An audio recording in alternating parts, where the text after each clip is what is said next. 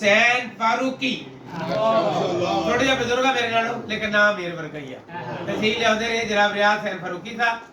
ते आके सुनाउणगे सारे जग नूं सुनावांगे सरकार अनु अर्शा तो मिलियां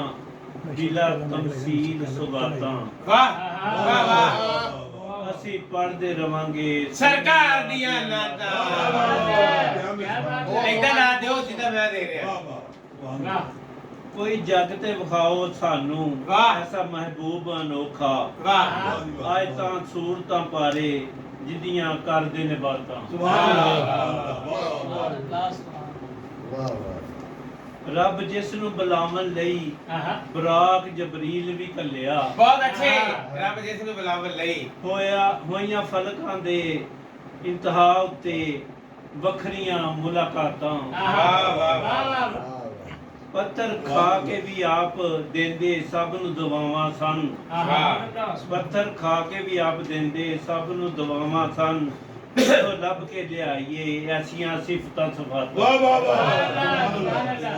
किधर लब के लिए ये ऐसी सिफात से बातां सुभान अल्लाह सरकार दिया नाता ਵਾਹ ਜੀ ਵਾਹ ਮੱਕਾ ਫਤਹ ਕੀਤਾ ਬਗੈਰ ਲੜਾਈ ਬੜਾਈ ਨੂੰ वाह वाह वाह मक्का पता कीता बगैर ਅਖਲਾਕ ਦੇ ਨਾਲ ਕੁਫਰ ਨੂੰ ਦਿੱਤੀਆਂ ਐਸੀਆਂ ਮਾਤਾਂ सुभान अल्लाह ਵਾਹ ਜੀ ਵਾਹ ਹਸ਼ਰ ਦੇ ਮੈਦਾਨ ਅੰਦਰ ਵੀ ਹਰ ਕੋਈ ਹੈਰਾਨ ਹੋਗਾ